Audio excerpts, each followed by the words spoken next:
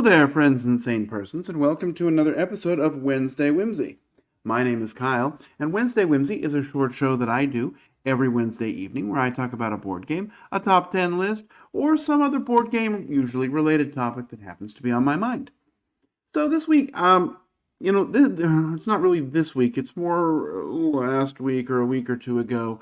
I got a game that I was really excited about, and it ended up being really disappointing, and I was really saddened by it, and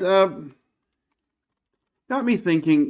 What were some other games that I may have had a bad experience with, and there's a lot of reasons why a game can be disappointing. Uh, there's a lot of disappointing games. For me, a game doesn't find its way onto a disappointment list unless I was expecting something from it, right? If you sit down and play a game and you're not expecting anything from it, well, great, right? I will say I hope every game I play will be great, but I'm not going to sort of think that something's a disappointment unless it was something I was eagerly anticipating. It's from a designer I really like. It's from a publisher I really like. It's a Kickstarter that I jumped all in on, or something like that. And so, we'll talk about the game that was was on the recent list, but I decided to put together a list of 10 games that I just didn't find all that interesting. Now, it is possible that, my first impressions, or after I play it a couple of times, I eventually change my mind, right? I could, like, game I played recently, what was this one? This Daybreak. I didn't like it initially, and I still don't think I like it as a cooperative game. But when I got into the solo version, it improved for me a bit. So, it's possible that playing something more or coming back to it later as a different person could change your experience. But these are games that when I got them, as soon as they arrived, I tore off the packaging and got them straight to the table. And I was disappointed by the results. So anyway, they're kind of in an order of the, least disappointing to the most, but I don't know that, anything on this list is, it's hard, right? It's hard to sort of put this thing, how disappointed I was, but I guess we will see. So let's jump in the list. We won't talk about these very long because we don't want this to be too long of an episode, but let's get going with number 10.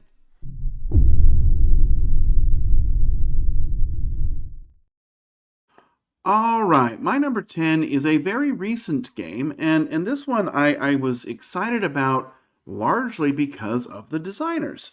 The designers were, they've done a lot of legacy games, and when I heard this was coming out, I was really intrigued. And it was supposed to be a lighter legacy game that you could play sort of with anything, or anyone. The game is called Ziggurat, and let me show it here.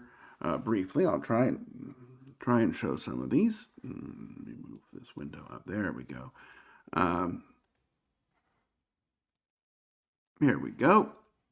So Ziggurat is a legacy game where really what you're doing is you're kind of moving around this, ziggurat, and you are going to go up these ladders or down these chutes, and you're trying to make it to the top. And as the game sort of progresses, you're going to play a 6-game campaign, and eventually you're trying to pick stuff up. And there's these fire spirits that are moving around, and you're trying to avoid them. But really what this game is advanced Candyland.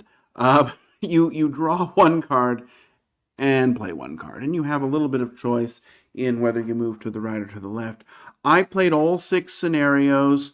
I mean, there was some cool stuff that came out from the legacy aspect, like, things I wasn't expecting, but they didn't really have any gameplay value to them. They just sort of were, okay, well, here's another cardboard component that doesn't actually do anything.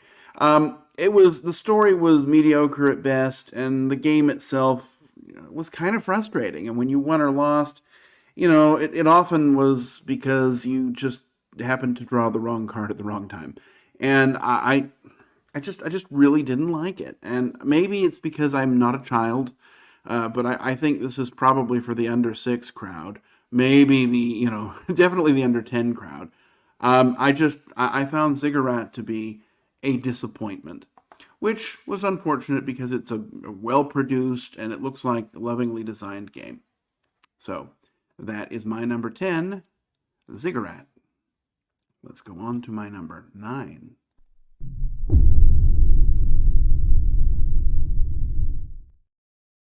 All right, my number 9 is a game by a beloved designer, and I don't know that it's going to be one of those things. This is a game that I don't want to pile on. I don't think anybody liked this game, though. Although when it was coming out in 2020, some people were giving it rave reviews. At least in the soul, I don't know. It's from Jamie Stegmaier, who's done lots of great games. But this one was kind of a dud, and this was Pendulum. So Pendulum, what we've got here is you've got these sand timers, and you're going to be placing them out and flipping them over to cover an action, and you can't really move them to do another action until they've run out. And you've got a sort of a limited time to perform all these actions. But the problem is that the actions themselves aren't very exciting. The components were kind of mediocre. It was just, meeples and cubes. The artwork was very functional. And the game itself just never felt very exciting. It was like, well, okay, I can do all these things, but if I weren't using the timers, why would I? Why would I care? And if I am not using the timers, why am I playing this game instead of something that's better? Pendulum was just really, it was a great idea. I guess it's not by Jamie Stegmaier. I lied. It's by Travis Jones, but it's from Stonemaier Games, excuse me. Regardless, it was a game. Every Stonemaier game is a big deal when it comes out. They're released to capitalize on hype, and I just found this one to be very mediocre. So that was my disappointment. Number 9, Pendulum. Let's go to number 8.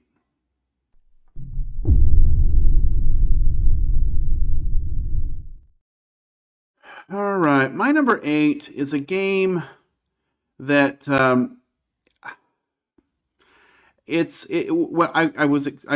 think we talked about it on the Saturday show, the Würfelcast with Ilya. I think he did it as one of his Kickstarter picks of the week.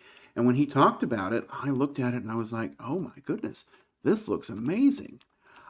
This is a game. It was kind of I'll show you. It's called Weirdwood Manor, and Weirdwood Manor is a game about. It's a hard one to describe. It's a cooperative game. It's based on an IP that I really don't know anything about, but you're basically going into this haunted house, I guess, and you are. Let me show the pictures here. You're going into this manor, and it's populated by a monster and some scarabs, but really the kind of, sort of core crown jewel of the game is this board. And the board is going to rotate as the game goes on. And so some rooms will open up and some rooms will close down. And that sounds like a fantastic idea in theory. The problem, though, is, and it even works okay, right? It's functionally, you can rotate these things pretty easily. The problem is, it is difficult to see where things connect. Like, does this door connect to this hallway? The answer is no, because it doesn't have this sort of entrance. But, I can see that now when I'm specifically looking at it. But in practice, sitting across the table in anything other than amazing lighting, it's going to be difficult to see what connects. It's also difficult to see what all the rooms do. They're just sort of dark and they have symbols on them, and you have to look up each one separately. And, you have to rotate this thing all the time, and the monster is going to rotate it too. And so it's very difficult for you to plan. It's not like you can say, I am going to do this on this turn, and then I'm going to go here and do that, because you just might not be able to. The sort of process of getting around the board was just so much work that the game itself wasn't any fun. Yeah, there's a lot of upgrades, and there's some, interesting characters with abilities, but it just kind of all gets lost in the fact that the game itself its sort of core mechanism gets in the way of you having any fun. So I was really excited about it. It's a very well produced game. The Kickstarter ran well. It delivered on time ish, which is great for a Kickstarter. But the game itself just wasn't very good. Weirdwood Manor, number 8. Let's go quickly through the rest of these. Sorry, I'm taking a lot of time. We'll go to number 7.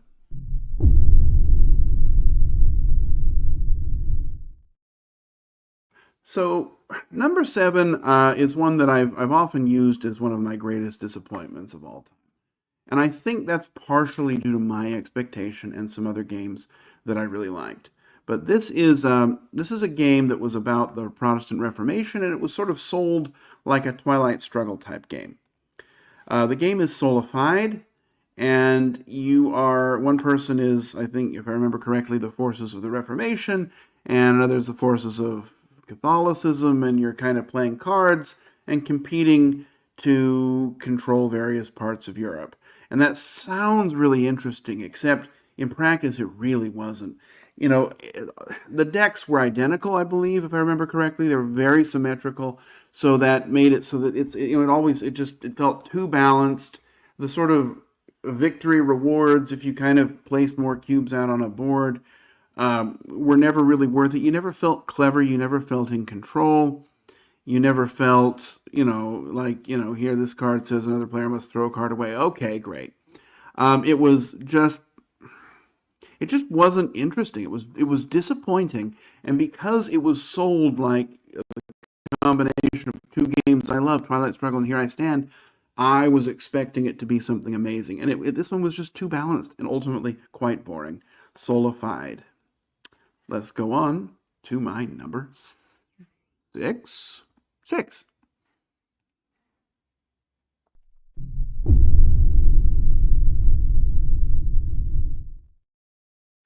So, this one was one that was on Kickstarter, and I saw it there, and that's why, of course, I got excited about it. I enjoy games by acclaimed, I believe, Portuguese designer Vital Lacerda, and so when it came to Weather Machine, I was ready. It sounded really interesting. You've got a professor, and he's got a crazy contraption, and you're moving around trying to sort of control the weather, and yeah.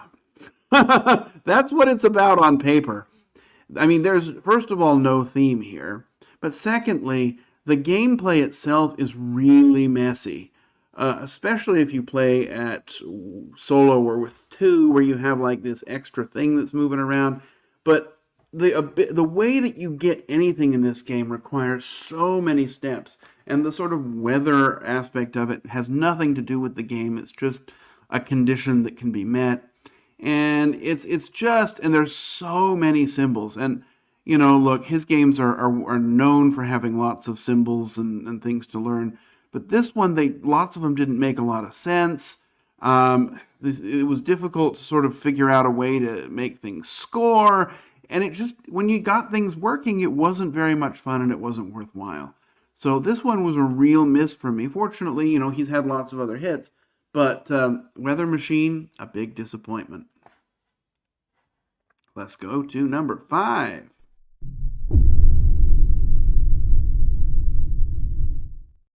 All right, so one of my favorite series of games is a game that includes Manhattan Project, Dwellings of Eldervale, Energy Empire, and now the new one, Andromeda's Edge, involving designer Luke Laurie.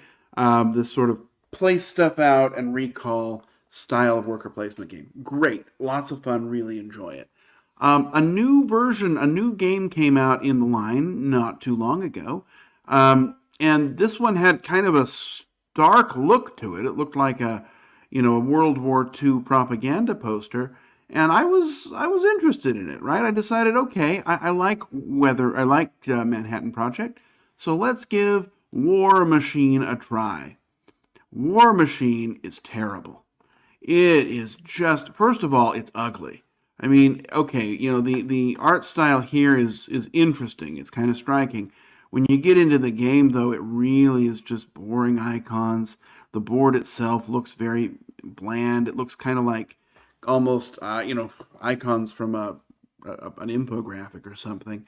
Um, there's no real special abilities, nothing customized. You're just kind of rolling dice, and you roll dice, and then other people use them, and you're trying to sort of place them on these spots and get resources, but it just wasn't any fun. And you never really felt like you were doing anything interesting. It was a frustrating experience. The rule book was awful, so it was difficult to learn how to play.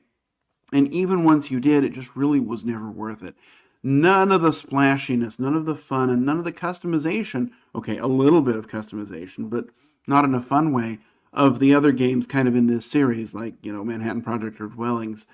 It just, this one, it was a big miss. Now, again, it wasn't from the same designer, so I don't know that I can blame the series on it, but because it was sold as being part of the series, I was expecting better, and I was really disappointed with it.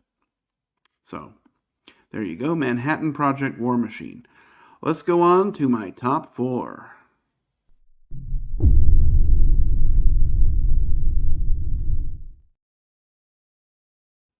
All right, my number 4. So this is a company that I like, or at least I think I like most of their games, and this one was sold as a beautiful, gorgeous, interactive game. It is called Fractured Sky. Now, Fractured Sky, you look at it, I mean, this thing is fantastically, amazingly gorgeous. I was so excited. I was watching online plays of it. I was like, oh, this looks really interesting. You've got all these pieces. I guess I could show the cover first instead of this picture, but, well, yeah, it doesn't matter. So Fractured Sky, what you've got is these airships, and you're placing them out, and ultimately you've got these chips, and you're going to put the chips out, and the chips are going to have strength, and whoever has the most strength in a region will end up getting to sort of take over, or not take over, but get the most benefits out of it. You've also got some bluff chips, though, and the bluff chips, are going to sort of, people know that it's a bluff chip, and, it's sort of this weird area majority going on. The problem is, the game is sold as being playable for, I think, 1 to 5, and it really is not. I mean, the solo version was just random. It was basically place your thing, flip a card, and see what happens. 2-player, just as bad. So if you don't have at least 3 players, the game's just no fun. It just does. It's not even that it's no fun, it's that it doesn't work. Okay, fine. I just wish that I had been told that at the beginning. I'm okay with games that only have 3 or more players. But even when trying it with 3 or more players, it wasn't ever that interesting. I think you'd really have to play it a lot of times to sort of know the value of things in order even to have the bidding be at all meaningful. You're only ever placing a couple of things. And then the rule book was really bad. It was very unclear, what happens in certain areas, what happens in areas between things. What you were doing was kind of unclear. What you were trying, the goals of the game were unclear, the ways to score points. It was just really messy. And the game itself, I mean, look at these pictures. It's so well produced. This isn't even the deluxe version. The deluxe version has even bigger, fancier models. But it's got all, there you go. It's got all this really nice stuff, and it just doesn't work. And the other problem is you've got these factions, but they didn't, if I remember correctly, didn't do anything different. It was just a different color. So it felt like a waste there. This was a lot of wasted opportunity. And I really was sad about this, because when it came out, I remember I had Victor was here. I set it up. I said, we're playing this right now. And I owed him a game of his choice after that, because it was really bad. It just was. So that's my number 4, Fractured Sky. Let's go to number 3.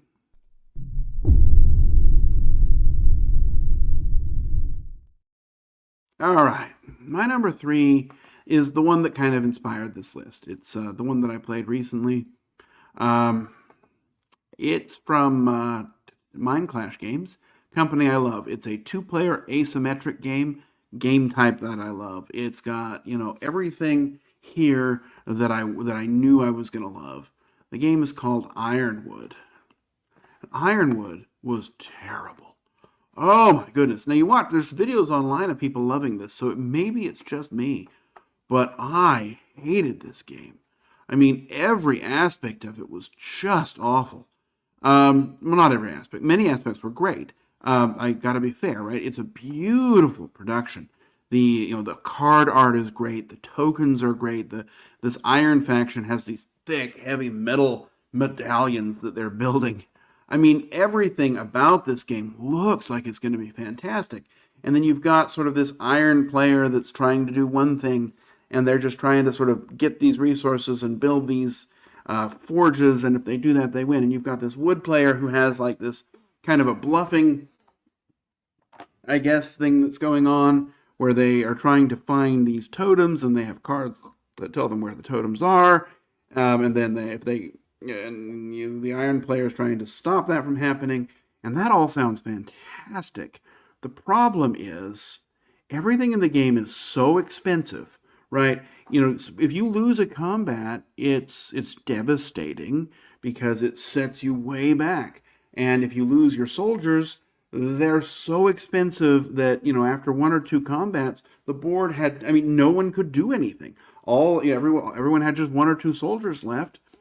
And then the combats became very stale. It was always 1-to-1, and so it's okay. My card has a slightly higher damage output, but look, oh no, you blocked it all, so we have a wash, or you lose one of your pieces. It was the combat itself was so boring, and it happens all the time. That wooden player, almost every card it seemed. I didn't memorize every card, but in every time I played this, it was like every time it was their turn, it's okay, move, and great, you can attack. But you never want to. But you're like, okay, well, I don't want to waste my actions. And for the Iron player, it was like, okay, well, I better attack, otherwise they're going to get something. It was never because it's not because you want to. It's because if you don't, something, bad is going to happen. And I just hated this. It was so bad. And I could not wait for it to be over. And when I tried it again, I couldn't wait for it to be over. It's just not any fun. And I'm sorry about that. It looks great, and I'm impressed at the scope of it and at the attempt here, but it was so awful. I just don't ever want to play it again. And maybe solo. Maybe I'll try it solo. But Ironwood, a major disappointment. Let's go on to my number 2.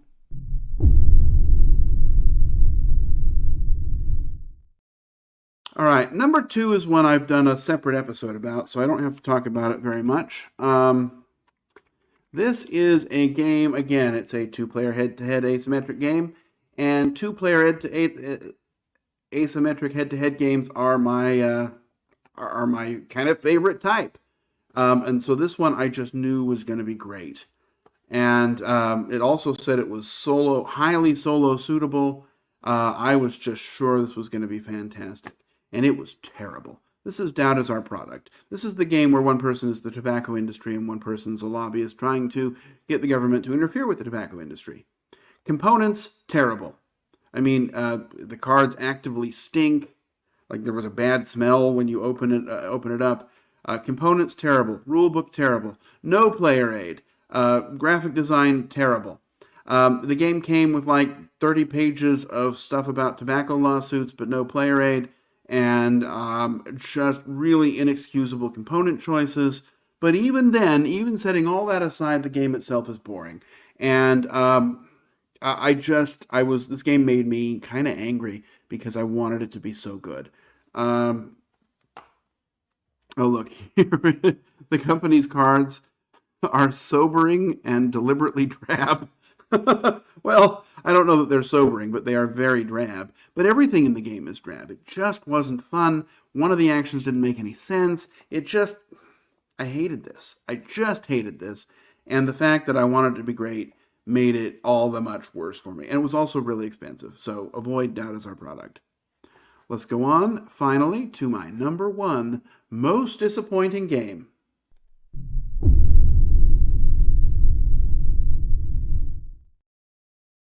All right. So, one of my favorite games of all time is Twilight Struggle. I love Twilight Struggle. I've loved it for years. It was my number one game for a long time.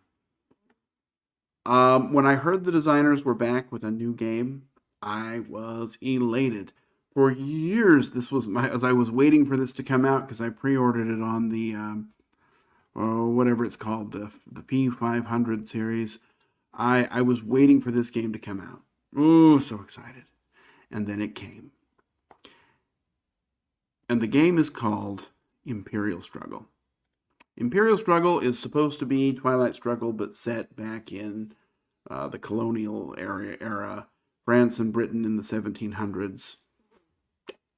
Yeah, this game is just such a mess. I have not found anyone who has enjoyed it. I have tried to play it many times. I believe, if I remember correctly, the rules say something like, your turn consists of 23 simple steps. It's just, there's so much stuff to keep track of, right? Like here, you see the this British player mat. These tokens all have different shapes, and so a different shape token has different meanings. And you'll see, ships. Obviously, the shapes match their spaces, but it's not as easy as that. There's a whole bunch of other sub-mechanisms going on, symbols to keep track of. The game was a terrible teach. And even though I had played it through a couple of times by myself to kind of learn the rules, it was just awful to teach to someone. The rule book it's a GMT rule book, so they're always terrible, but this is one of their worst. The component quality is pretty bad, but that's GMT's kind of what they sell stuff on. But ultimately, the game was just no fun. And it's not that I'm not smart enough for it. I can play games like this. I don't have anyone to play them with, though, because, if I'm going to play a two-player head-to-head game of a heavier style, it'll be Twilight Struggle, right? I mean, why would I even consider buying this when a better game exists that I like more? I remember I played it with my brother one time, and after about round 2, an hour in, because this game's super long too, I just looked at him and he was like, and I said, you know what? If you're not having a good time, we can put it away. And he was like, oh, thank you. I wasn't going to say anything. I'm like, well, it was obvious on your face. But the problem is the game just is no fun. Also, it doesn't have the tension of Twilight Struggle. They're the instant win victory conditions that Twilight Struggle has. Okay, there's one from this General Records track, I believe, but the other ones just weren't very achievable. There was never really a threat of them. I've had a bad time with this game every time I've played it. And that makes me sad, right? I mean, I was looking forward to this one for years as I waited for it to come out. And when it ended up being just as bad as it is, it made me angry. I mean, it's not just the rule book. The game, it seems like it's going to be interesting, but I just didn't like it, and I was really sad. So that's it. That's a very long episode, and I apologize for that. But that is my number one most disappointing game of all time, Imperial Struggle. Also, the Twilight Struggle kind of Red Sea lunchtime version. That was pretty bad, but that was just a demo version of Twilight Struggle. Throw that one in there as a 1.5. So that's it. That's some disappointing games. Now, usually I talk about games that I enjoy. I like talking about things that make me excited. These are games I was excited about and then ended up hating, but or just not really, or really not liking, I guess. Not all of them did I hate. What are some of yours? Go ahead and put them in comments if you want. And And that's kind of it. That's where we'll end things. I hope to be back next time to talk about something better, something more fun, something more positive. Maybe games that I really that surprised me or something like that. We'll see. But I'm going to end it here, and I'll wish you, until next time, I'll wish you safe travels and courage when you need it, and I'll hope to see you back next time on another episode of Wednesday Whimsy. Bye-bye.